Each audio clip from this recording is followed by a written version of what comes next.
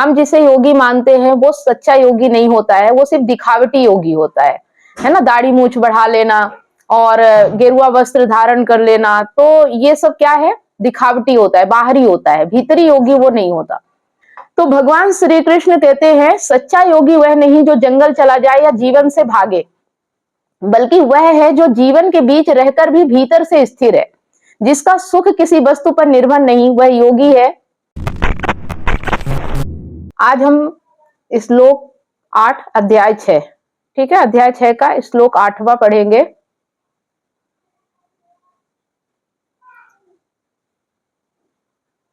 आज का जो हमारा विषय है, जो इस अध्याय में चल रहा है, सच्चा योगी कौन है। ठीक है, शुरू से ही हम इसी पे फोकस कर रहे हैं कि योगी किसे कहा जाता है।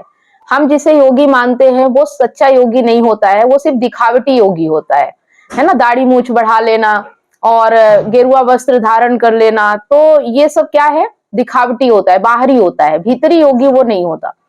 तो सच्चा योगी कौन है, ये अध्याय पे पूरा इसी पे फोकस किया गया है। श्रीमद् भगवद गीता अध्याय 6 श्लोक 8, सच्चा योगी कौन है। ठीक है, तो जो व्यक्ति मिट्टी पत्थर और सोने को एक समान देखता है ना, कोई अंतर नहीं करता। जैसे हम क्या करते हैं, मिट्टी का भाव अलग रहता है, पत्थर को अलग समझते हैं, और सोने का भाव बहुत बढ़ा देते हैं। अगर हमें सोना मिल जाए तो हम उछल पड़ते हैं, मिट्टी पत्थर की कोई कीमत नहीं करते। लेकिन जो मिट्टी पत्थर और सोना तीनों को एक समान समझे, वही सच्चा योगी है ना। मतलब एक समान रहना, ये नहीं कि सोना मिल गया तो बहुत उछल गए, मिट्टी मिल गई तो दुखी हो गए। ठीक है, तो आज हम एक बहुत गहरे लेकिन बेहद सुंदर श्लोक पर बात करने जा रहे हैं। श्लोक है, ज्ञान विज्ञान तृप्तात्मा कूटस्थो विजितेन्द्रिय युक्त इच्छुते योगी समलोष्ट माकंचन। इसका अर्थ बड़ा सरल है। जो व्यक्ति ज्ञान और अनुभव से तृप्त है, जो स्थिर चित्त है, जिसने अपनी इंद्रियों को जीत लिया है, वह योगी कहलाता है, जो मिट्टी पत्थर और सोने को समान देखता है। ठीक है, योगी का मतलब समझ गया कि योगी कौन है। तो समझ लीजिए, सोना पत्थर और मिट्टी सब समान, क्या ऐसा संभव है हमारे जीवन में? क्या ऐसा संभव है? यहां तो बताया जा रहा है कि जो मिट्टी पत्थर और सोने को एक समान समझे, लेकिन क्या हम अपने आप से पूछे, क्या हम ऐसा कर सकते हैं? अगर हमारे सामने मिट्टी और सोना दोनों पड़ा हो, तो क्या हम दोनों को एक भाव से देख सकते हैं? ऐसा तो नहीं होता ना। मिट्टी को देख के लगता है ये तो मिट्टी है, किसी काम की नहीं है, तो हर जगह मिल जाती है। लेकिन सोने को देखते ही हमारी आंखों में चमक आ जाती है, तो अंतर हो गया ना, हम एक समान नहीं देख पाते। ठीक है, लेकिन जो देख सकता है, जिसके लिए संभव है, ठीक है, आज हमें यही समझना है। हमारा उद्देश्य ही यही है कि मिट्टी सोना और पत्थर को एक समान समझें। ठीक है, इसको आज हम अच्छे से समझेंगे। तो भगवान श्री कृष्ण कहते हैं सच्चा योगी वह नहीं जो जंगल चला जाए या जीवन से भागे, बल्कि वह है जो जीवन के बीच रहकर भी भीतर से स्थिर है, जिसका सुख किसी वस्तु पर निर्भर नहीं, वह योगी है। अगर हमारे सामने सोना रखा जाए तो हम खुश हो जाते हैं, अगर वही चीज मिट्टी निकल आए तो निराश हो जाते हैं, है ना। अगर हमें पता हो कि ये सोना है तो हम खुश हो जाते हैं, लेकिन पता चले कि नहीं ये मिट्टी है तो हम निराश हो जाते हैं। इस उतार चढ़ाव का नाम ही असंयम है ना। इसे संयम नहीं कहते। अगर ऐसा उतार चढ़ाव हमारे जीवन में है तो असंयम है। योग का अर्थ है मन को ऐसा बनाना कि परिस्थितियां चाहे जैसी हो, भीतर की शांति अडोल रहे। यहाँ पे जिस दिन तुम्हारा सुख किसी वस्तु, व्यक्ति या परिस्थिति पर निर्भर रहना बंद कर दे, उसी दिन तुम योगी बन जाओगे। कब योगी बनोगे? जब किसी वस्तु, व्यक्ति या परिस्थिति पर निर्भर रहना बंद कर दे। अगर जब तक निर्भर हो तब तक योगी नहीं हो। वह आगे कहते हैं सोना और मिट्टी केवल हमारी धारणा का खेल है ना। हमारी धारणा है सोना और मिट्टी। वस्तुएं बदलती नहीं, हमारी दृष्टि बदलती है। अगर कोई वस्तु हमें आकर्षित कर रही है तो इसका अर्थ है हमने सब अब तक उसे सही से देखा ही नहीं। जहां मोह है वहां अज्ञान है, जहां मोह है वहां अज्ञान है, जहां समता है वही ज्ञान है। अगर आपको सोने से मोह हो रहा है, इसका मतलब आप सही तरीके से समझ ही नहीं पाए इस सृष्टि को, है ना, और वहां पे अज्ञान है। जो ये समझ जाता है कि सब एक ही से उत्पन्न हुआ है, सब मिट्टी ही है, वो ज्ञानी है। ठीक है, इसलिए योग केवल अभ्यास नहीं, एक दृष्टि है, समान दृष्टि, समदर्शन, एक समान देखने की दृष्टि। जब मन अपमान, सम्मान, लाभ, हानि और सुख दुख के बीच स्थिर रहता है, अपमान, सम्मान, लाभ, हानि और सुख दुख के बीच स्थिर रहता है, तब वह योगी की अवस्था में है। जिसे सोना और पत्थर समान लगने लगे, उसके भीतर की शांति कोई नहीं चुरा सकता। ठीक है, यही कारण है कि योगी को अमीर गरीब, बड़ा छोटा, ऊंच नीच से भेद नहीं दिखता। वह सब में एक ही सत्य देखता है, मैं वही हूं, मैं भी वही हूं, मैं भी मिट्टी हूं। सोना भी मिट्टी है, मिट्टी तो मिट्टी है ही, उसे सब एक जैसा दिखने लगता है। तो चलिए कहानी समझते हैं। बुद्ध की है। बुद्ध और स्वर्ण कटोरा, है ना, बुद्ध के पास सोने का कटोरा। एक बार भगवान बुद्ध अपने शिष्यों के साथ नगर में भिक्षा मांगने निकले। उनके एक शिष्य को एक धनी गृहस्थ के घर से सोने का कटोरा भिक्षा में मिला। शिष्य बहुत प्रसन्न हुआ, गुरुदेव आज तो बड़ा भाग्यशाली दिन है, सोने के कटोरे में भिक्षा मिली। बुद्ध मुस्कुराए, अच्छा जब मिट्टी के कटोरे में मिलती थी तब कैसा लगता था? शिष्य बोला, सामान्य, लेकिन आज भीतर कुछ विशेष आनंद है। बुद्ध ने शांत स्वर में कहा, फिर तो तुमने कटोरा नहीं पाया, कटोरे ने तुम्हें पा लिया, है ना। फिर बोले, जिसे कटोरा पकड़ ना सके वही योगी है। यानी योग का अर्थ वस्तुओं को त्यागना नहीं, उनसे असंग रहना है। मतलब अगर तुम्हें जैसा मिट्टी के कटोरे में लग रहा था, अगर सोने के कटोरे में कुछ अलग लग रहा है, इसका मतलब सोने ने तुम्हें पकड़ लिया, है ना। तुमने सोने के कटोरे को नहीं पकड़ा, सोने के कटोरे ने तुम्हें पकड़ लिया। तो जो साथ रहते हुए भी असंग रहे, मतलब उसको कोई फर्क ना पड़े, वही योगी है। ठीक है, एक और कहानी से समझते हैं। राजा, जनक और ऋषि। यहाँ पे समझ में आ गया कि कटोरे में जो भिक्षा है, मतलब तो भिक्षे से है। कटोरा चाहे सोने का हो चाहे मिट्टी का हो, भिक्षा तो उसके अंदर जो है उससे ही उनको जो खाने पीने की भिक्षा मांगते थे उसका उनका लेना देना था। अगर उन्हें सोने या मिट्टी से मतलब होता तो फिर वो धन कमाते, साधु क्यों बनते, योगी क्यों होते, है ना। लेकिन अगर उनके शिष्यों के मन में अभी भी लालच आ रहा है, इसका मतलब वो योगी नहीं है। तो यहाँ पे राजा जनक और ऋषि की है। राजा जनक के बारे में सब जानते हैं, वे राजमहलों में रहते हुए भी योगी कहलाते थे।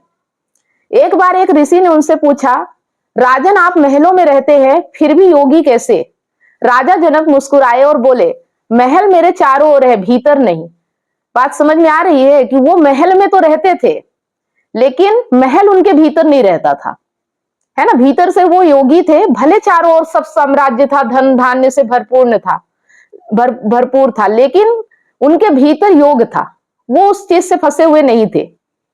मैं जानता हूं कि यह सब दृश्य है, बदलने वाला, नश्वर, मैं उसमें रहकर भी उससे अलग हूं। यही योग है, जंगल में भाग जाना नहीं, बल्कि शहर में रहकर भी भीतर निर्विकार बने रहना। ठीक है, और इसके लिए आपको अभ्यास करना पड़ेगा। अगर ऐसा आपको बनना है तो अभ्यास करना पड़ेगा। अपनी आंखें बंद करें, गहरी सांस लें और छोड़े। कल्पना करें आपके सामने 3 वस्तुएं हैं, एक मिट्टी का ढेला, एक पत्थर और एक सोने का टुकड़ा। आप अपने मन से कहें, इन तीनों का तत्व एक है, पृथ्वी। फिर धीरे से कहें, मैं भी उसी तत्व का हूं, मैं चेतना हूं जो सबको देख रहा है पर किसी में बंध नहीं रहा है। मतलब मैं भी उसी से बना हुआ हूं, जिससे सोना बना है, जिससे पत्थर बना हुआ है, जिससे मिट्टी बना हुआ है, मैं भी उसी से बना हुआ हूं। मैं एक चेतना हूं जो इन सब चीजों को देख सकता है पर मैं बंध नहीं रहा हूं। ठीक है, आप अनुभव करें, मिट्टी, पत्थर और सोना सब एक से लग रहे हैं, कोई आकर्षण नहीं, कोई द्वेष नहीं, बस एक गहरी शांति। ठीक है, इस तरह से आप आंख बंद करके इसको अभ्यास कीजिए। मैं इसको डाल दूंगी व्हाट्सएप पे, आप इस चीज को चाहे तो अभी कर सकते, पर अभी कोई मतलब नहीं है। आप अपने आगे आंखें बंद कीजिएगा और गहरी सांस लीजिएगा और छोड़िएगा, 5 मिनट करिएगा। ठीक है, और कल्पना कीजिए कि आपके सामने 3 वस्तुएं हैं, एक मिट्टी का ढेला, एक पत्थर और एक सोने का टुकड़ा। आप अपने मन से कहें, इन तीनों का तत्व एक है, पृथ्वी। सब पृथ्वी से ही बने हैं, कोई अलग नहीं है। फिर धीरे से कहें, मैं भी उसी तत्व का हूं, मैं चेतना हूं जो सबको देख रहा है पर किसी में बंध नहीं रहा। आप अनुभव करें, मिट्टी, पत्थर और सोना सब एक से लग रहे हैं, कोई आकर्षण नहीं, कोई द्वेष नहीं, बस एक गहरी शांति। अब आंखें धीरे धीरे खोल सकते हैं। कैसा लग रहा है? अनुभव में आ रहा है? प्रैक्टिस करना पड़ेगा, है ना। इससे आप प्रैक्टिस कीजिए। जो भी चीजें, जिस भी चीज से आपका आकर्षण हो रहा है, उसमें प्रैक्टिस कीजिए कि मैं उससे अलग नहीं हूं, है ना, मैं भी वही हूं। और जब एक जैसी वस्तुएं हैं तो आकर्षण नहीं होता, जब हम अलग मान लेते हैं तब आकर्षण होता है। किसी पुरुष का पुरुष के प्रति आकर्षण नहीं होता, वो स्त्री को अलग मानता है, इसलिए उसके प्रति आकर्षण होता है ना। तो अगर हम ये समझ ले कि ये जो पूरी सृष्टि है और यहाँ जितनी वस्तुएं हैं, मैं भी उन्हीं में से एक हूं, तो फिर आकर्षण क्या है ना। सब एक समान है। जो भी है, जरूरत की चीजें हैं, हमारे साथ रहते हुए भी वो हमारे साथ नहीं है। मतलब उनके साथ रहते हुए भी वो आपके अंदर नहीं होना चाहिए। बाहर भले सब कुछ रहे, पर भीतर आपके एक योग होना चाहिए, एक शांति होना चाहिए। यही योगी का लक्षण है। योगी का लक्षण पहाड़ों पे भाग जाना, जंगलों में चले जाना नहीं।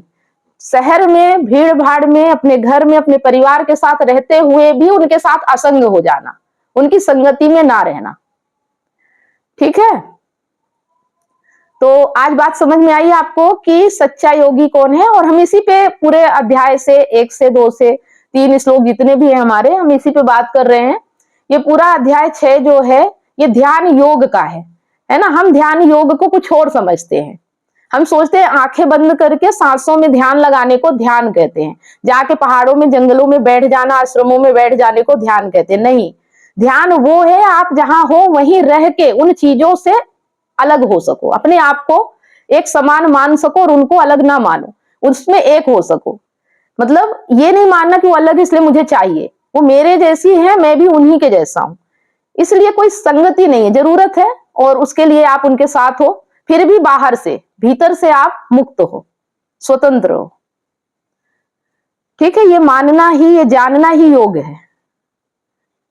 योग का मतलब समझ में आया? अभी तक हम लंबे दाढ़ी बाल वाले और योगी इनको समझते थे, ये योगी हैं। नहीं, ये तो भाग जाते हैं अपनी परिस्थितियों से, जंगल, इनसे दुनिया में जिया नहीं जाता, इसलिए ये अपना सब छोड़ छाड़ के भाग लेते हैं। लेकिन ध्यान ऐसा ही रहता है। अगर ये सच्चे योगी होते तो ऋषि मुनि बनने के बाद, गेरुआ वस्त्र धारण करके, इतनी तपस्या करने के बाद भी ये फिर जेल क्यों चले जाते हैं?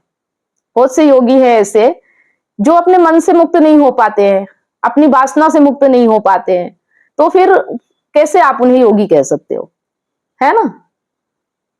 तो ये सब हमें समझना पड़ेगा। और हम उनके पैर पड़ते हैं, उनको बढ़ावा देते हैं, उनको चढ़ावा चढ़ाते हैं, उनके बड़े बड़े आश्रम बनते हैं और हम सोचते हैं कि हमने बहुत अच्छा काम कर दिया।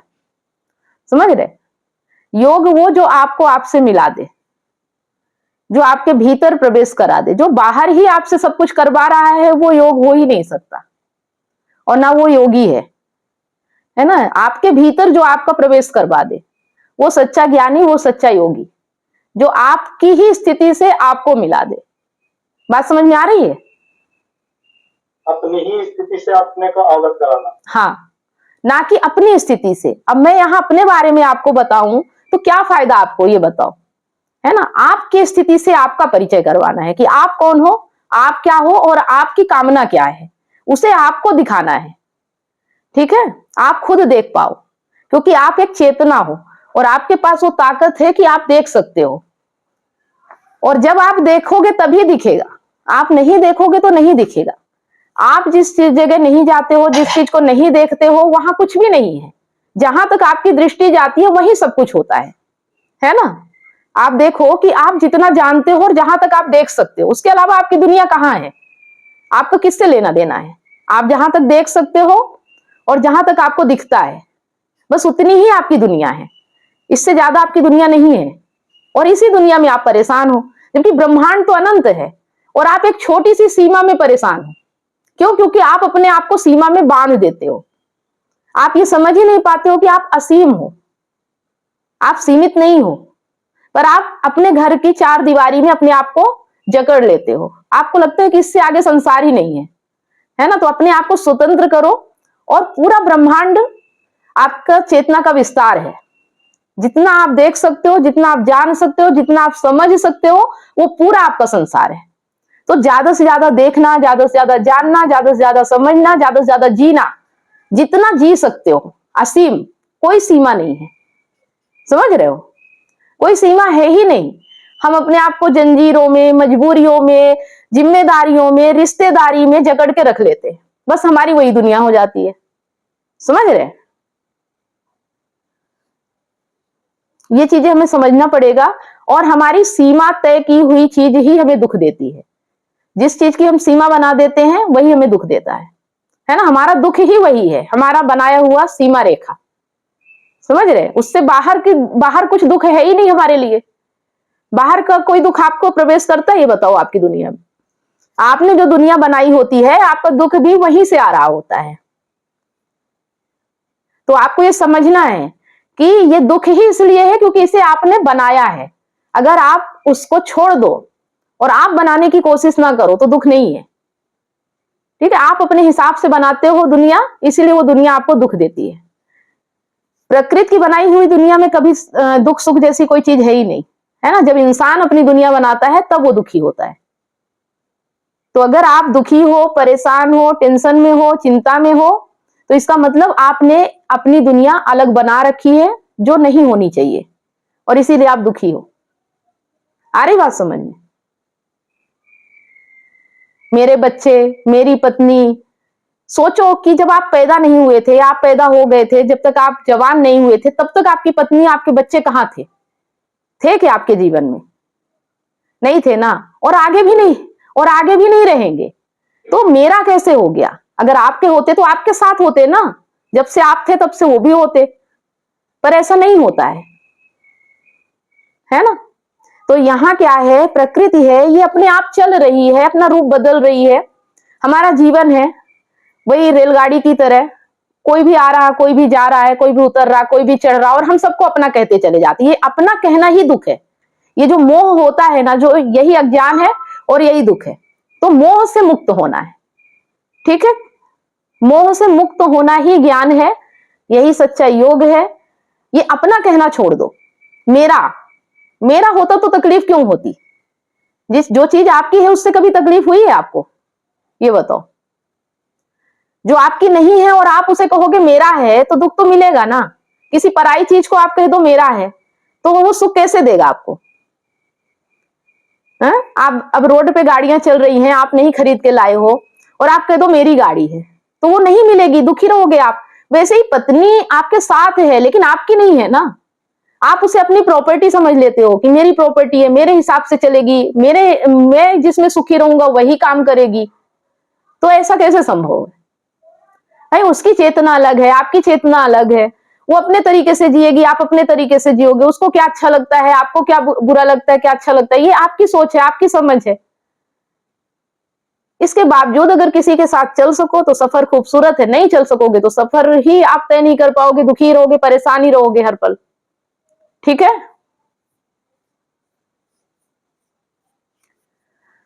बताइए, और कुछ पूछना हो तो पूछ सकते हैं। मुझे वस्तु बताते हैं कि मिट्टी, सोना या पत्थर। तो अभी समाज में जैसे हम रह रहे हैं, इतना जल्दी तो कोई चीज को जानना, मन से सोच सकते हैं कि चलो ये चीज एक बराबर है, मिट्टी के बराबर है, लेकिन वास्तव में मिट्टी तो है नहीं, सोना है तो सोना है। मन में तो सोना को हम इसको बोले कि सोना नहीं है, मिट्टी है। मन बोलेगा सोना नहीं, मिट्टी कैसे मिट्टी हो? सोना दिख रहा है तो सोना है, और मिट्टी दिख रहा है तो मिट्टी है। तो ये देखने वाले की दृष्टि है ना, ये तो दृष्टि है। आप देख रहे हो, अगर आप उसे मिट्टी समझने लगो तो मिट्टी है। वो तो आपके समझने पे डिपेंड करता है ना, आप जो समझ रहे हो, आप ही समझ रहे हो ना, कोई और थोड़ी। समझ तो आप ही रहे हो, है ना? यदि उसको मिट्टी समझे तो मिट्टी है, सोना समझे तो सोना है। बस हमारे समझ के ऊपर है, हम जैसे उसको समझ सकते हैं। हाँ, आप जैसा, समझ ले। हाँ, आप जैसा समझोगे आपके लिए वैसा है। किसी के लिए करोड़ों रुपए मिट्टी के बराबर होते, कोई वैल्यू नहीं होती उसके लिए, लेकिन किसी के लिए वही बहुत वैल्यू होती है।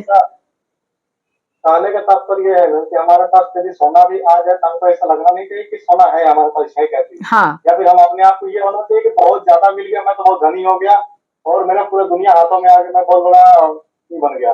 ऐसे नहीं लगना चाहिए। हाँ। है तो ठीक है, अभी है मेरे पास है, नहीं है तो भी कोई बात नहीं, आ गया है, नहीं आया तो भी कोई बात नहीं, क्योंकि यह टिकने वाला चीज नहीं है, अभी है तो है और खत्म हो गया, खत्म हो गया। जैसे आया है वैसे चला भी जाएगा, जिस तरह आया है। जैसे आया है वैसे चला जाएगा, हाँ, वैसे चला भी जाएगा। इसमें ये खुशी नहीं होना चाहिए कि आ गया है तो मैं खुश हो जाऊं इससे, तो क्षणिक मात्र समझे। या फिर जिस प्रकार सोना आया है कहीं से, चाहे कमा के आया हो, चाहे किसी के द्वारा मिला हो, कहीं पर मिला हो, तो उस पर इतना खुशी नहीं होना चाहिए कि इससे मुझे मुझे खुशी मिल रही है। किसी उपयोगी चीज के लिए आया है, आने के बाद चला भी जा सकता है और खत्म भी हो जा सकता है, तो मिट्टी के बराबर ही हुआ है। अच्छा ये बताओ, मिट्टी हो या सोना हो, भाव कौन बढ़ाता है? हम ही बढ़ाते हैं ना भाव। और इंसान बढ़ाता है हाँ? क्या? अब इंसान उसी चीज को बढ़ा देते हैं जो चीज मतलब बहुत मुश्किल से या फिर धरती में है नहीं, बहुत कम मात्रा में है, तो उसकी कीमत बढ़ जाती है कि हाँ ये चीज नामुमकिन है मिलना, और इंसान ने उसी का कीमत तय खुद से करता है कि इसकी कीमत इतनी है। तो वो जरूरत के हिसाब से, सुनो, जरूरत के हिसाब से है ना। जो चीज ज्यादा होती है हम उसकी वैल्यू नहीं करते, जो चीज कम होती है हम उसकी वैल्यू करते हैं। अगर मिट्टी की भी तो, मिट्टी का भी तो भाव है, जमीन जो है वो मिट्टी है, तो जमीन की कीमतें आज सोने से ज्यादा है कि नहीं है? जमीन की कीमतें भी तो ज्यादा है। अभी एक समय पे जमीन की कोई कीमत नहीं होती थी, आज जमीन की कीमत का भाव भी बढ़ गया, तो कौन बढ़ा रहा है? तो ये हम ही है ना जो हमारी मान्यता बढ़ा रही है, प्रकृति तो थोड़ी बढ़ा रही है। उसने तो मिट्टी सोना पत्थर सब एक समान दिए हैं, भाव कौन बढ़ा रहा है? एक समान दिया है, हाँ? इसमें कोई भाव नहीं, भाव इंसान से लगा रहा है, इसमें आपकी जरूरत के हिसाब से इसको इंसान खुद तय कर रहा है इसको भाव। हाँ, तो अपनी जरूरत के अनुसार जियो।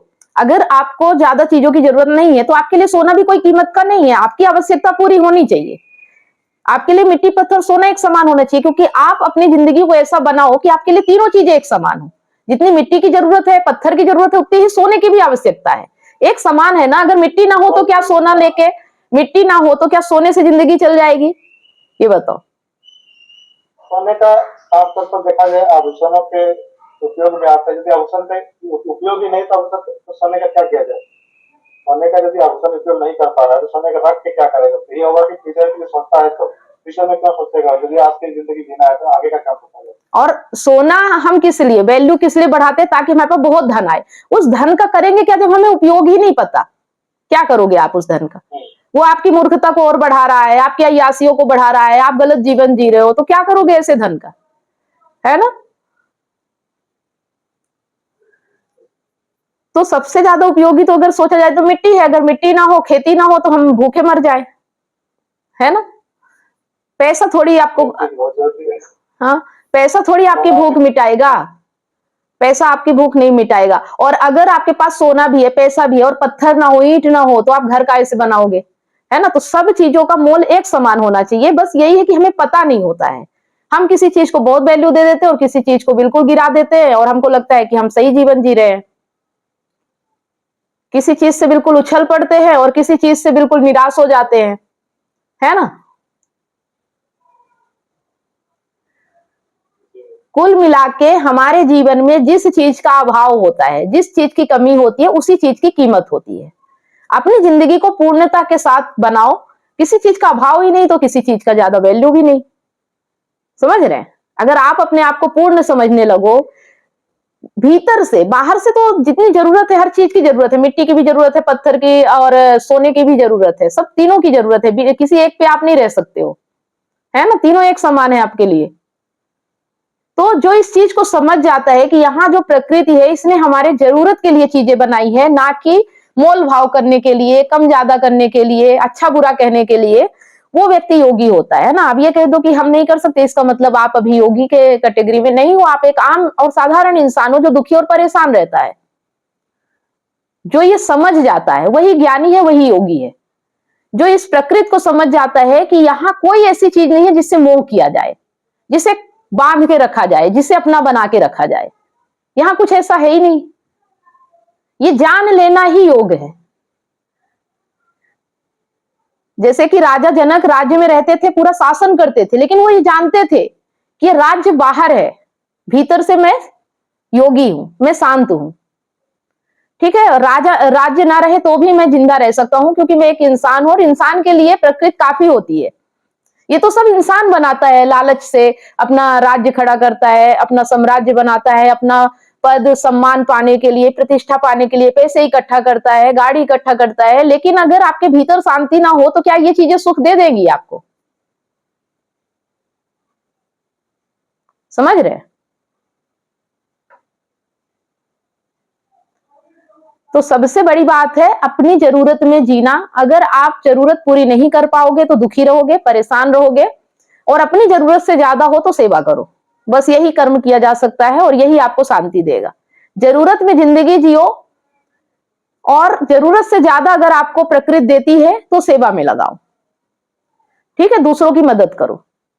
यही हमारा कर्तव्य है और इसी से मुक्ति मिलती है, इसी से शांति मिलती है। अपनी तिजोरी भरने में आप कभी भी खुश नहीं रह सकते। हमेशा डर, टेंशन, चिंता लगी रहेगी। देखो जो अपनी तिजोरियां भर के रात की नींद उड़ जाती है, चैन से सो भी नहीं पाते, कहीं चोरी ना हो जाए। तो सोना जिसके पास ज्यादा रहेगा, तो सोना है जिसके पास, तो और नींद नहीं आएगी। सोना यदि किलो भर का सोना रखा है तो कहीं पर सोने का स्टोर कहीं भी किया, चाहे घर में किया हो, चाहे घर के अंदर गुफा में किया हो, उसको तो रात दिन चैन आएगी नहीं, जिस तरह सोने का भाव है। नहीं तो ये सब चीजें ही तो डर, लालच, कामना, स्वार्थ के कारण ही आ रहा ना। सोने का भाव लालच ही कहलाता है ना, कि सोना है तो मेरे पास बहुत पैसा है। समझ रहे हो? ये तो लालच हो गया ना। तो इसी चीज को तो समझना है कि लालच, डर, कामना, स्वार्थ, इनसे हमें मुक्त होना है। मुक्त हो जाओगे तो हर चीज आपके लिए एक समान हो जाएगी। ठीक है, देखो ये अभ्यास है, धीरे धीरे हो जाएगा। एक दिन में क्लिक नहीं होता है।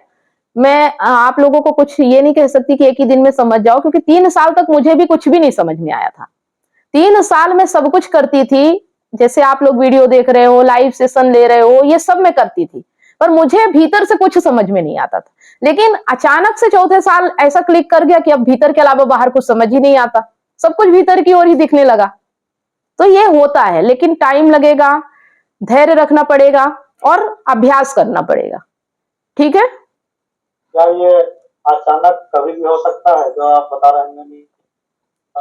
तो पढ़ाई कर रहे हैं, हाँ, समझ के सुनते, अप्लाई करते, कभी भी अपने जीवन में चलते हुए अचानक, देखो जैसे जैसे आपका ज्ञान हट रहा है, ये भ्रम कट रहा है, वैसे वैसे आपकी बोध विकसित हो रही है, और एक दिन इतना समझ बढ़ जाएगा कि सब चीजें स्पष्ट हो जाएंगी आपके सामने, क्लियर हो जाएगा। ये भ्रम आपकी आंखों में जो अभी चढ़ा है ना, वो छट जाएगा। इसी को ज्ञान कहते हैं, है ना। अभी जितने भ्रम है धीरे धीरे हमें समझ में आ रहे हैं कि मोह करना, अपनों को, जिनको हम अपना कहते हैं वो हमारे अपने नहीं है। जैसे जैसे हम इन चीजों को समझते जाएंगे ना, वैसे वैसे हमारा भ्रम हट रहा है, और भ्रम का हट जाना ही आपके बोध, आपकी समझ को एक दिन बढ़ा देता है। क्योंकि समझ तो है, लेकिन ये जो भ्रम है ये पर्दा है, तो इस पर्दे को हम धीरे धीरे हटा रहे हैं।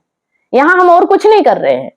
जो आपके अंदर भ्रम है ना, जो ये माया है जिसे आप सच समझ रहे हो, जिस दिन ये भ्रम हट जाएगा उस दिन क्लियर हो जाएगा कि सच क्या है ना। झूठ को हटाना है, भ्रम को हटाना है, बस यही काम करना है।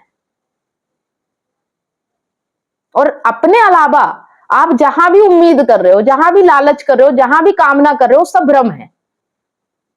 इसी भ्रम को मिटाना है। ये भ्रम जिस दिन आपके अंदर से मिट गया, उस दिन अपने आप ऑटोमेटिक ज्ञान हो जाएगा।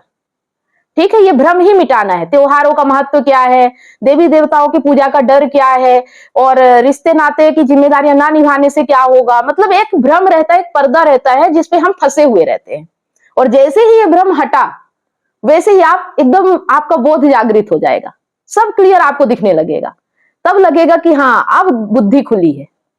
समझ रहे? मतलब अभी बुद्धि चल रही, फिर विवेक जागृत हो जाएगा। अभी विवेक काम नहीं करता। हमारे चारों ओर जो नाते रिश्ते हैं, बड़ी लंबी लिस्ट बनी हुई है। ये सारे कुछ भी गलत करो या कुछ ऐसे काम करो जिसको लगता है कि रीति रिवाज से हट रहे, यही होता है समाज में कि ये जो हमारे रीति रिवाज से हट रहा है, ये अलग हो रहा है। लोगों का ही मानना है कि देखो यार गलत कौन सा नियम से चल रहा है, पता नहीं, तो क्या समझ में आ रहा है तो गलत कर रही है। हम तो अपने ज्ञान और अज्ञान के बीच में जो समझ है इसके हिसाब से चलने की कोशिश कर रहे हैं। समाज के हिसाब से तो दुख हो ही होगा, समाज के हिसाब से चलेंगे तो दुख ही देगा। समाज के हिसाब से नहीं चलोगे तो भी दुख होगा। दुख दोनों में होना है, लेकिन एक में बंधन मिलेगा और एक में स्वतंत्रता मिलेगी। ठीक है, समाज के हिसाब से तो बंधन है, उसमें बंधन बांध के रखा गया। समाज तो एक ही बंधन में बांधा गया। अभी आपकी सुनिए, अभी आपकी बुद्धि चलती है तो आपको डराती है, लालच पैदा करती है, कहीं ना कहीं स्वार्थ जोड़ती है। लेकिन जब आपका विवेक जागृत होगा तब ये सब भ्रम मिट जाएगा, अंदर से ये डर, लालच, कामना, स्वार्थ, मोह, ये सब खत्म हो जाएगा। जब ये खत्म हो जाएगा तो विवेक जागृत होता है। समझ गए? विवेक तो है लेकिन ये भ्रम उसको ढक के रखा हुआ है, इसको हटाना है। और ये जब तक भ्रम हटेगा नहीं, जब तक आपके अंदर का डर जाएगा नहीं, तब तक ज्ञान आएगा कहां से? डर खत्म होना चाहिए, है ना। ज्ञान की निशानी यही है कि आपका डर खत्म हो जाएगा। किसी भी चीज को लेके डर रहेगा ही नहीं, जिंदगी को लेके ही डर खत्म हो जाएगा। ये जीवन क्या है, ये क्लियरिटी आ जाएगी आपके अंदर। समझ रहे हैं? हम हर चीज से डरे हुए होते हैं। कोई लड़की नहीं मिलेगी तो क्या होगा, रिश्ता नहीं बनेगा तो क्या होगा, कोई छोड़ के चला जाएगा तो क्या होगा, पैसे नहीं मिलेंगे तो क्या होगा, ये सब डर एकदम से हट जाएंगे। समझ रहे हैं? ये यात्रा है और इस डर से हमें मुक्त होना है, बस यही ज्ञान है। ये डर है तो दुख है, और डर नहीं रहेगा तो स्वतंत्रता है, शांति है ना। जब तक ये डर है शांति आ ही नहीं सकती। ठीक है, आ रही बात समझ में? तो गीता क्या कर रही है कि धीरे धीरे आपका भ्रम मिटा रही है। जो आज तक आपने बचपन से जवानी तक, बुढ़ापे तक, जो भी 40-45 एज हो गई है, जो जितने भ्रम आपने पाल के रखे हैं दुनिया के, वो सब एक एक करके मिटते चले जाएंगे। जब वो पूरे मिट जाएंगे तो आप स्वतंत्र हो जाओगे, है ना। आपने जितने जवानी, बुढ़ापा, जो भी जवानी, बचपना, जो भी है, जितने भी दुनिया ने आपको दिया है, और सब ये आपने पाल रखा है। और जिस दिन आप इससे मुक्त हो जाओगे उसी दिन आप योगी हो जाओगे, विवेकशील हो जाओगे, और उसी दिन आपकी जो बोध है वो जागृत हो जाएगा। ठीक है? मैम, बोध जागृत होने के बाद क्या होता है? बोध जागृत होने के बाद कुछ भी नहीं होता है, बस जीवन आनंदमय हो जाता है।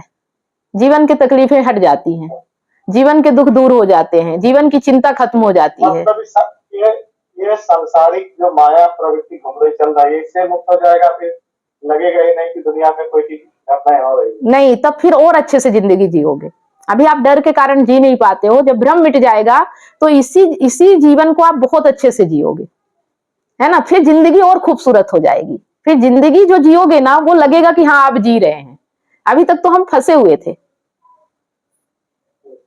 है ना। जिंदगी बहुत खूबसूरत हो जाएगी। अभी डर लगता है कि क्या होगा पता नहीं, पर फिर जब डर खत्म हो जाएगा ना तो जिंदगी बहुत खूबसूरत है। इस जीवन का आनंद ले पाओगे, और जितनी भी जिंदगी रहेगी उसे सार्थक कामों में लगा पाओगे।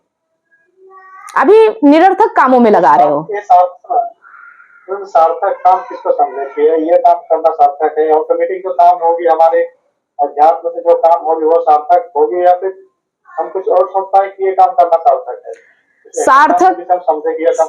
सार्थक काम सिर्फ इतना है कि जिस तरह आप मुक्त हो रहे हो, जो प्रैक्टिस आप कर रहे हो, इसी तरह दूसरे को भी भ्रम से बाहर निकालना। इसके अलावा कोई सार्थक काम नहीं। अपने भ्रम से मुक्त होना और दूसरों को भ्रम से मुक्त कराना, बस यही सार्थक काम है। हाँ, इसके अलावा कोई सार्थक काम है ही नहीं इस दुनिया में। फिर तो सब निरर्थक है, सब माया का खेल है, सब लोभ, लालच, कामना, स्वार्थ है। समझ रहे? निष्कामता वही है कि खुद भी इन सब चीजों से मुक्त हो जाना, और फिर जितने भी हमारे संपर्क में आए उन सबको मुक्त कर देना। मतलब पहले खुद को प्रकाशित करना और फिर दुनिया को प्रकाशित करना, बस यही काम है। इस काम के अलावा कोई काम, इसके बाद जो होगा वो ऑटोमेटिक होगा, उसके लिए आपको करना नहीं पड़ेगा। फिर सब काम स्वतः होने लगेंगे। फिर ये जो टेंशन होता है ना, खाएंगे कैसे, जिएंगे कैसे, घर नहीं रहेगा तो रहेंगे कहां, ये सब स्वतः होने लगेगा। इसके लिए आपको सोचना नहीं पड़ेगा।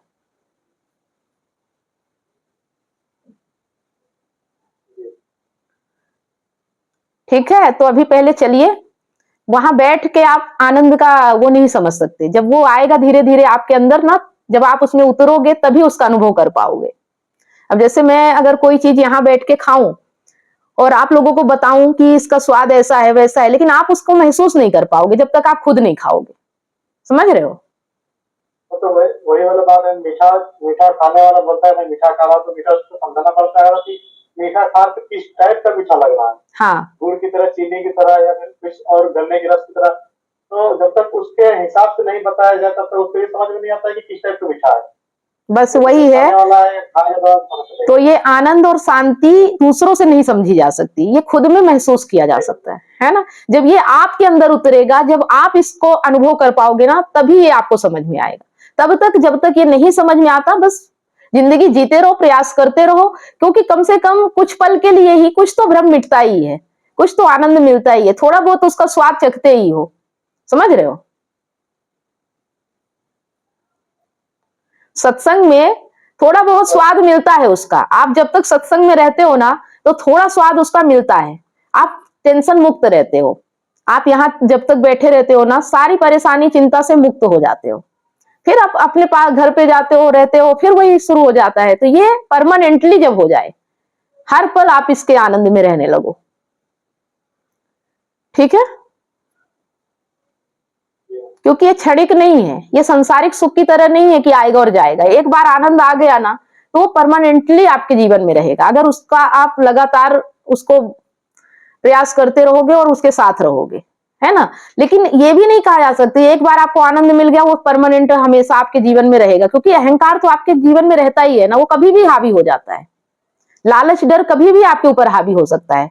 तो सतत आपको इसको समझते रहना है, जानते रहना है। एक चीज से छूटोगे तो दूसरी चीज हावी हो जाएगी। तो हर चीज पे काम करते रहना है ना। जैसे आप एक चीज से मुक्त हो गए कि चलो अब मैं मोह से मुक्त हो गया, तो डर हावी हो जाएगा। डर से मुक्त हो गए तो लालच हावी हो जाएगी। लालच से मुक्त हो गए तो स्वार्थ हावी हो जाएगा। स्वार्थ से मुक्त हो गए तो कामना हावी हो जाएगी। कुछ ना कुछ हावी होता ही रहता है। बहुत रेयर है कि हर चीज से कोई मुक्त हो जाए।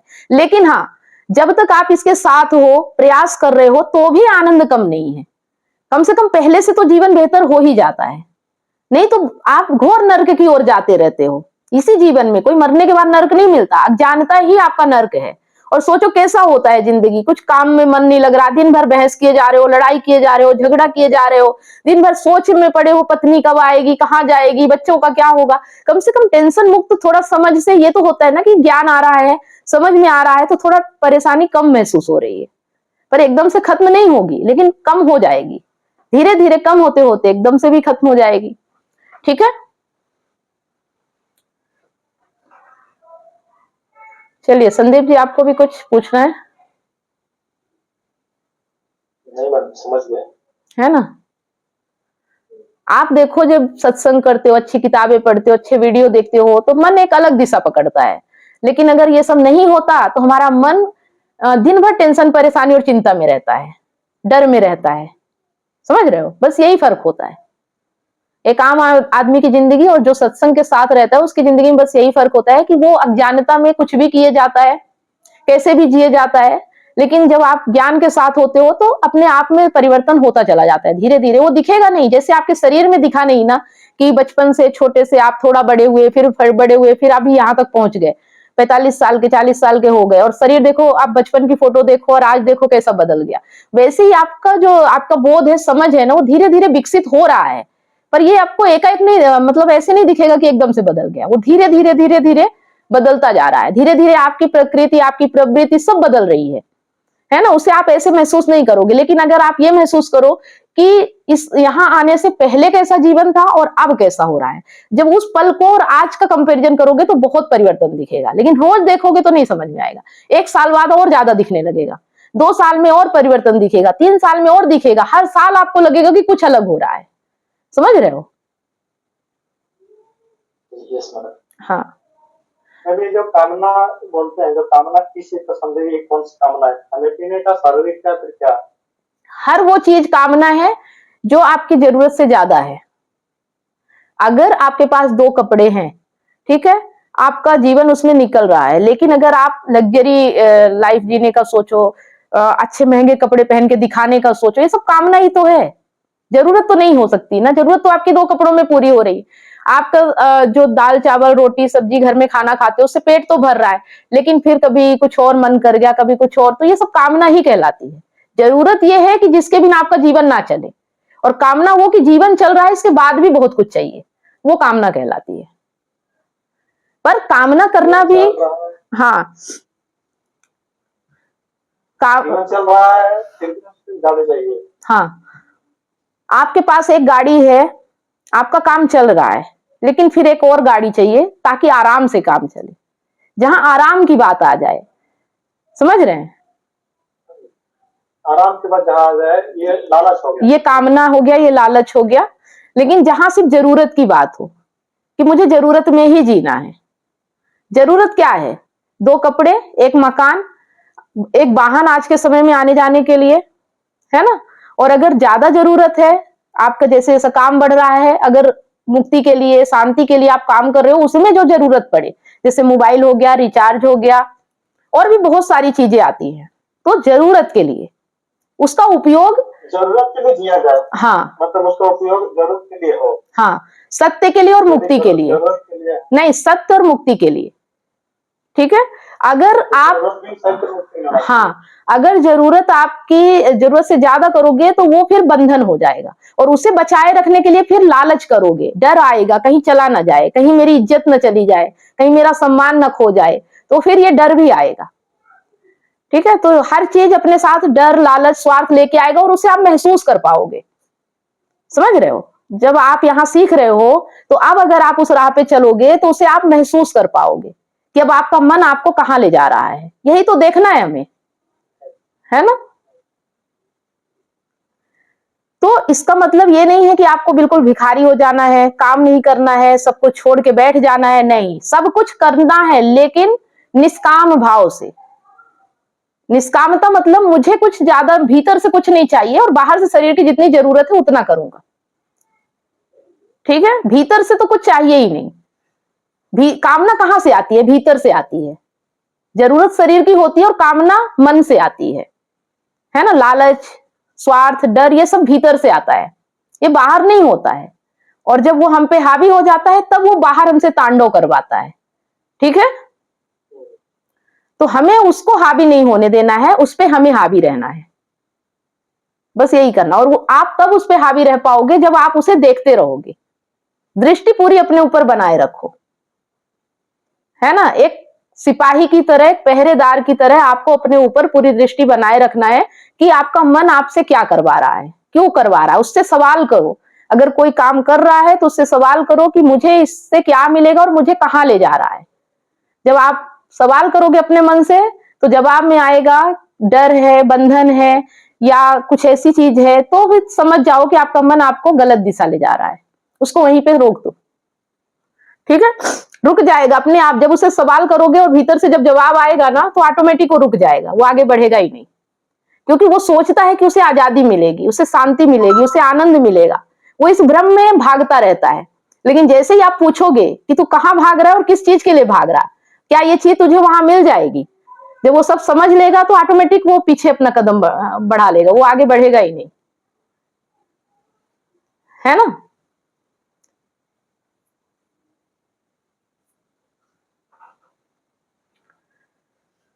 आपके पास अपने लिए टाइम हो, सीखने के लिए, स्टडी के लिए, थोड़ा अपनी हेल्थ के लिए, और अपनी जरूरत के लिए आप व्यवस्था कर सको, ऐसी जिंदगी बनाओ अपनी। है ना? नेचर के साथ रहो, बहुत भीड़ भाड़ जगह में मत रहो, बहुत त्योहार, बहुत दिखावे में मत पड़ो, और एक शांत और सरल जिंदगी बनाओ। यही जीवन का आनंद है। ठीक है? और आपके साथी वही होंगे जो आपकी तरह होंगे। ठीक है?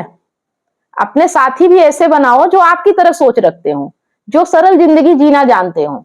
जो लालच, डर, कामना के साथ भाग रहे हैं, आप उनके साथ चलोगे तो आप नहीं चल पाओगे, क्योंकि अब आप थोड़ा थोड़ा समझने लगे हो। नहीं समझते तो कोई बात नहीं, अभी तक चल लिए, लेकिन अब नहीं चल पाओगे। है ना? तो साथी भी हमारा हमारी तरह ही होना चाहिए, और वो हमें तब मिलेगा जब हम अपनी दिशा, अपना लक्ष्य तय करेंगे। उस दिशा, उस लक्ष्य में चलते हुए अगर कोई मिल जाए उसी राह पे, वही आपका साथी है। अलग राह वाला आपका साथी हो ही नहीं सकता। है ना? आप किसी और दिशा जा रहे हो, कोई और किसी दिशा जा रहा है, आप कहो तू मेरे साथ चल, तो ना तो वो अपना रास्ता छोड़ेगा और ना आप अपना रास्ता छोड़ोगे, तो चल ही नहीं पाओगे ना। तो साथी ऐसा होना चाहिए जो आपकी राह पे चल रहा हो, तभी आपका साथ पूरा हो पाएगा। ठीक है?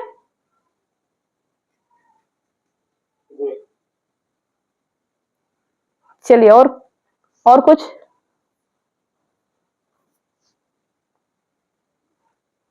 संदीप जी, गणेश जी। बाकी तो आए और चले गए। मैडम आप बोल रही है कि साथी आपके आगे चलने वाला होना चाहिए, तो भी दूसरे को तो आपको कुछ फोर्स नहीं कर सकते ना, मुझे ये पसंद है तो आप ये ऐसा करो, नहीं, सब वो अपने, अपने मन से करेगा। हाँ, सब अपने अपने स्वतंत्रता में रहने चाहिए, कोई किसी को फोर्स नहीं करना चाहिए। आपको भी जो फोर्स करे वो भी आपके लिए सच्चा साथी नहीं हो सकता, ठीक है ना। आप उसे करो ना वो आपको करे, बिना फोर्स किए भी अगर साथ चल सको। खुद सोचो, मतलब आप उससे मत कहो, आप उसके लिए जो कर रहे हो वो उसके लिए अच्छा हो, वो आपके लिए जो कर रहा है वो आपके मन को सोचे, मतलब एक दूसरे को समझ सको कि सामने वाला किस चीज में खुश रहता है, वो भाव को समझ सको, तब साथ है। जबरदस्ती वाला साथ थोड़ी है। प्रेम वो है जो दूसरे को समझ सके, है ना। प्रेम वो जो दूसरे के लिए किया जाता है, जो दूसरे की खुशी का ध्यान रखा जाता है, अपनी खुशी नहीं, अपनी जरूरत नहीं। अगर अपनी जरूरत के लिए कर रहे हो तो फिर वो तो अधूरापन हो गया ना, अपूर्णता हो गया, वो तो लालच कामना हो गई ना कि मुझे ये जरूरत है और कहीं से भी पूरी हो जाए। जब अंदर ये है कि कहीं से भी पूरी हो जाए तो आप ईमानदार जीवन जी ही नहीं सकते हो, कहीं ना कहीं तो आपको झूठ बोलना पड़ेगा सामने वाले से, तभी वो आपकी इच्छा पूरी करेगा। समझ रहे हो। सत्य बोल दोगे तो शायद वो दूर चला जाए, लेकिन जो साथी आपकी भावनाओं को समझ जाए, आपके बिना कहे, वो आपका सही साथी हो सकता है। आप जिसके साथ हो उसके बिना बोले आप समझ जाओगे उसके लिए क्या सही है ना। बोलना ना पड़े, कहना ना पड़े, वो है सच्चा साथी। जिससे कह के करवाया जाए, जबरदस्ती करवा जाए, वो तो फिर स्वार्थ कामना ही हो गया ना, वो साथ नहीं होता है। और जो ये डर आ रहा है ना कि कैसे होगा क्या होगा, इसका मतलब अभी हमारे भीतर वो ज्ञान आया नहीं है, वो उतरा नहीं है। वो जिस दिन उतर जाएगा उस दिन ये सवाल खत्म हो जाए, मतलब ये सवाल ही खत्म हो जाएंगे जो अभी आ रहे हैं ना। मतलब सवाल का जवाब पूरा नहीं होता लेकिन सवाल ही खत्म हो जाते हैं। फिर लगता है अब क्या करें, अब कुछ बचा ही नहीं है जानने को। जानने में इतना जान लो कि जानने के लिए कुछ बचे ही ना, उस दिन आपका सवाल खत्म हो जाएगा, है ना। तो हमें हमें हमारे भीतर के सवालों से मुक्त होना है, और उसके लिए अभी जितने सवाल आए सब करते जाओगे। एक दिन करते करते इतना सवाल हो जाएगा, इतना जवाब हो जाएगा कि लगेगा कि अब कुछ जानने जैसा बचा ही नहीं है। मतलब जानते जानते ये जान जाना है कि कुछ है ही नहीं जानने के लिए, ठीक है। पहुंचना हमें कुछ नहीं तक है, कुछ मिलने तक नहीं, कुछ नहीं तक। मतलब जानते अभी हमें लगता है, हाँ, अभी हमें लगता है कि कुछ मिल जाएगा, जान जाएंगे तो कुछ अलग हो जाएगा। लेकिन जानते जानते एक समय ऐसा आएगा कि आपको लगेगा कि कुछ जानने के लिए है ही नहीं इस दुनिया में। समझ रहे हो। जानने के लिए कुछ नहीं, अब शून्यता क्यों जाना है, हाँ, शून्यता क्यों, मतलब कुछ या तो शून्यता की ओर या तो पूर्णता की ओर, दोनों चीजें हैं। शून्यता क्यों। हाँ, या तो पूरी तरह से पूर्ण हो जाओ कि अब कुछ बचा ही नहीं पाने को, और या तो पूरी तरह से शून्य हो जाओ कि कुछ है ही नहीं जिसे पाया जा सके। हाँ, कुछ पाया जाने के लिए कुछ है नहीं। हाँ, बस यही जानना है। ये जान जाओगे तो भ्रम मिट जाएगा। ये भ्रम इस चीज का है कि कुछ मिल जाएगा। जब ये पता चल जाएगा कि कुछ पाने और खोने जैसा है ही नहीं, तो भी भ्रम किस चीज का पालोगे, ये बताओ। भ्रम ही यही है कि कुछ मिल जाएगा, कुछ खो जाएगा। जब ये खत्म ही हो जाएगा कि समझ ही जाओगे, ये बोध ही हो जाएगा, ये विवेक ही हो जाएगा कि ऐसा कुछ है ही नहीं जो पाने लायक और खोने लायक हो। यहाँ संसार में कुछ ऐसा है ही नहीं। तो मैं अभी बोल रही हूं, ये चीज आपको नहीं समझ में आएगी, लेकिन आप जब प्रैक्टिस करते रहोगे, सीखते रहोगे, जानते रहोगे ना, तो एक दिन आपको विवेक आपसे खुद कहेगा कि अब कुछ बचा ही नहीं जानने को। उस दिन आपका ज्ञान पूरा हो जाएगा। जितना जल्दी, जितना टाइम दोगे उतना जल्दी कर पाओगे, जितना कम टाइम दोगे उतना टाइम लगेगा। कुछ व्यक्ति होते हैं कि सब काम धाम छोड़ के बस जानने के पीछे पड़ जाते हैं कि मुझे तो बस जानना है, भ्रम मिटाना, उसके बाद सब काम करूंगा। तो जो जितना स्पीड पकड़ता है वो उतना तेजी से जानता है, ठीक है। ये आपके ऊपर है कि आप कितना तेजी से जानना चाहते हो। अभी 1 घंटे जानोगे तो सालों लग जाएंगे, अगर वही 10 घंटे दे दिए तो 4-6 महीने भी लग सकते हैं, साल भर भी लग सकते हैं। जितना टाइम आप इसे दोगे, जितना इसमें आप रहोगे, उतना जल्दी आपका भ्रम मिटेगा। समझ रहे हो। अब ये आपको देखना है कि आप कितना टाइम दे सकते हो। यहाँ मजबूरियां, बहाने, जिम्मेदारियां, ये सब से ही तो मुक्त होना है। और अगर इसी में बंध गए तो यहां तक पहुंचोगे कैसे, ये बताओ। इन्हीं जो शादी नहीं करते, जो पहले ही निकल पड़ते ज्ञान की खोज में, उन्हें जल्दी ज्ञान हो जाता है। लेकिन जो बंधनों में बंध जाते हैं, जो शादी, बच्चे, माता पिता, जिम्मेदारियां, इनमें सब पड़ जाते हैं। वो सोचते हैं मैं पहले इनसे निकल जाऊं फिर जाऊंगा, तो कभी वो दिन आता ही नहीं है। अगर आप इन सब से परे होके इसको ही सर्वोपरि मान के आप इस पे चल पाओ, तो जितना जल्दी हो सके उतना जल्दी हो जाएगा।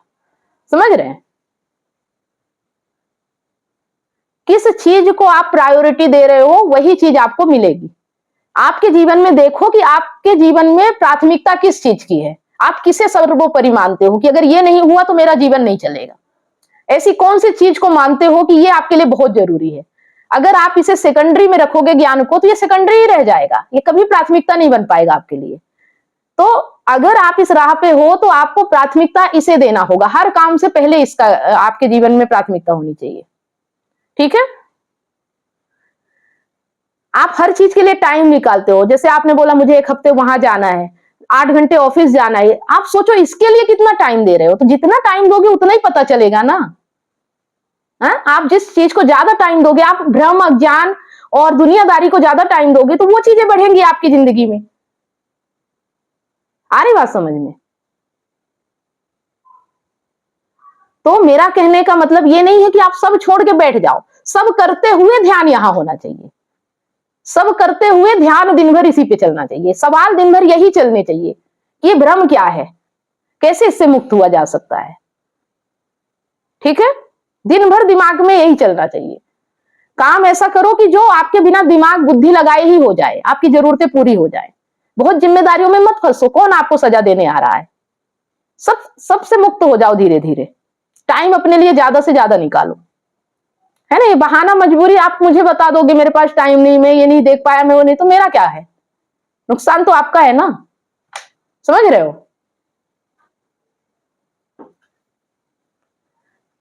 आप अपने लिए कितना टाइम निकाल सकते हो ये आपके ऊपर डिपेंड करता है। अगर मैं अपनी बात करूं तो मेरा समय ऐसा हो गया था कि मैंने जब जॉब कर रही थी 12 घंटे की, तब मैंने शुरुआत किया, धीरे धीरे सुनना शुरू किया। फिर मैंने जॉब को छोड़ दिया, फिर मैं कुछ और करने लगी। फिर एक समय ऐसा आया कि दिन भर सुनना वीडियो, दिन भर खाना बना रही हूं तो वीडियो सुन रही हूँ, कुछ काम कर रही हूँ तो ईयरफोन लगा हुआ है, मतलब 24 घंटे दिन भर मेरा दिमाग इससे परे हो ही नहीं पा रहा था। ऐसी स्थिति आ गई थी। तब जाके मुझे चीजें समझ में आई। मतलब जब तक मैं इसे थोड़ा थोड़ा कर रही थी तो मुझे नहीं समझ में आ रहा था, लेकिन जब मैं इसके पीछे ही पड़ गई कि अब इसके अलावा कुछ है ही नहीं, अब दिन भर यही बिता, और आज ऐसा समय है कि अब वो चीजें मुझे, मेरे लिए कोई मायने ही नहीं रह गई। आज वही वीडियो मुझे कोई मतलब ही नहीं देते, अब मुझे और कुछ चाहिए। वैसा अभी संसार में बनता नहीं है। फिर एक समय ऐसा आएगा कि फिर आपको ही बनाना पड़ेगा, फिर कोई और नहीं बना पाएगा। समझ रहे हो? जब सब कुछ समझ में आ जाएगा तो फिर अब आपको आगे निकलना पड़ेगा। जैसे गौतम बुद्ध निकले, स्वामी विवेकानंद ज्ञान होने के बाद निकले, फिर आपकी जिंदगी ही अगली किताब बनेगी। फिर आपको ये किताबें मदद नहीं कर पाएंगी। तो जब तक ये लग रहा है कि इनमें कुछ है, तो जल्दी जल्दी देख लो क्या है और मुक्त हो जाओ। आ रही बात समझ में? चलो, तो आज के लिए काफी है। धीरे धीरे चलने दीजिए। जितना स्पीड पकड़ेंगे उतना, मैं भले 1 घंटे का सेशन लेती हूँ, लेकिन जितने वीडियो बन चुके हैं अगर उनको आप दिन भर सुनना शुरू करो, उन्हीं में से कब क्या निकल आएगा जो आपने सुन लिया है, फिर से उन्हें सुनो। देखो कि उनमें से पहले जो नहीं निकला वो अब निकल आएगा।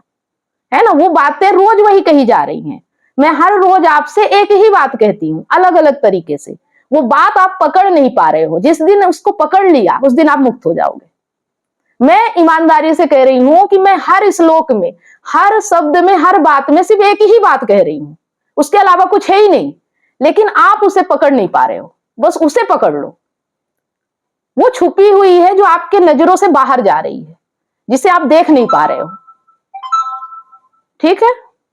तो ये खेल तब तक चलेगा जब तक आप देख नहीं पाओगे। जिस दिन आप देख लोगे उस दिन ये खेल खत्म हो जाएगा, उस दिन आपका खेल शुरू हो जाएगा।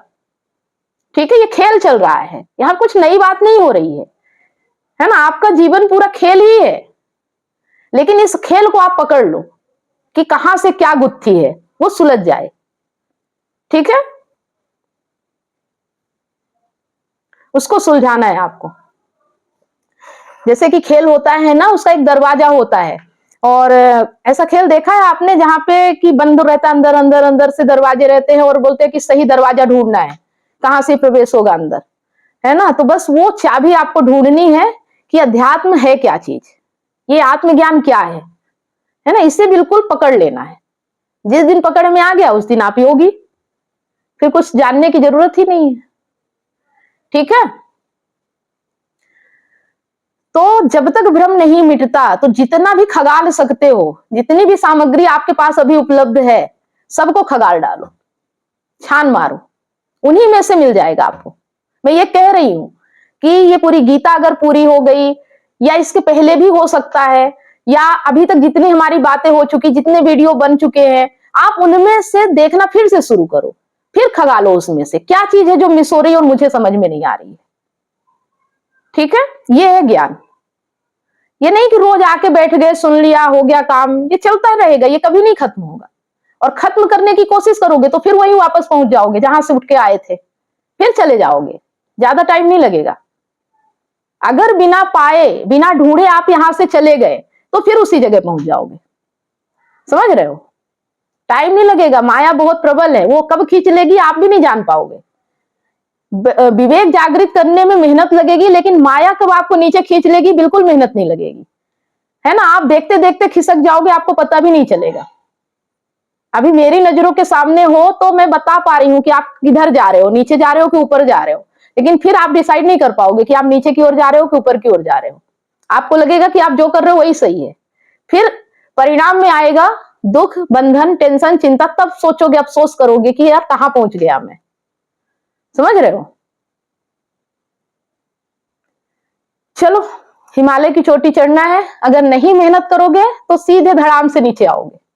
तो पकड़ मजबूत रखो और जितना हो सके उतना छान मारो कि कहां पे क्या चीज मिस हो रही। हर जगह वही है ना, जो मैं बता रही हूं ना, हर श्लोक में वही है। अब देखो कौन सी बात आपके भीतर समा जाती है और वो आपको जगा देती है। ठीक है।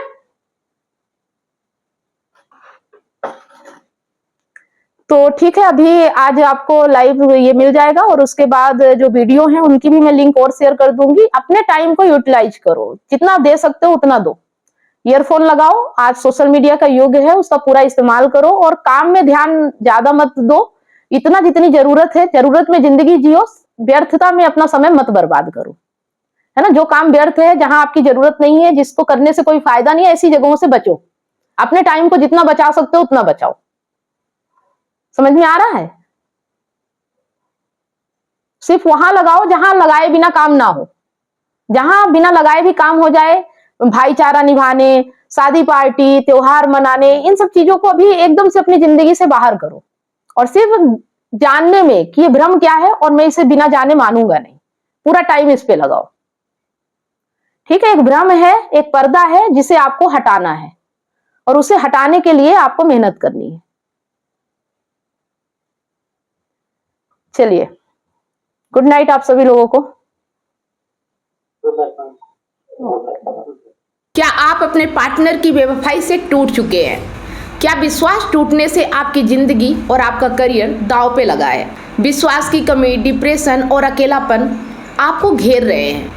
आप अपने हस्बैंड, वाइफ या सहकर्मियों पर भरोसा नहीं कर पा रहे हैं, लेकिन अब यह दर्द खत्म हो सकता है। मैं कमलेश सोनी पिछले 8 वर्षों से हजारों रिलेशनशिप्स पर काम किया है और कंसल्ट करके उनके साथ उनकी प्रॉब्लम पर साथ मिलकर जो भी समाधान हो सकता है हमने किया और 100% गारंटी के साथ समाधान मिला और आज वो खुशी से जीवन जी रहे हैं। और मेरा मिशन है आपको निराशा से निकालकर खुशहाल जिंदगी की ओर ले जाना। मेरा 90 दिन का विश्वास और रिकवरी सिस्टम आपकी जिंदगी बदल देगा। हमारे एक्सपर्ट्स कोचिंग, कंसल्टिंग और हीलिंग के साथ अपने रिश्ते में विश्वास और प्यार वापस लाएं, डिप्रेशन और अकेलापन से मुक्ति पाएं और अपनी मैरिड लाइफ और करियर को नई उड़ान दें।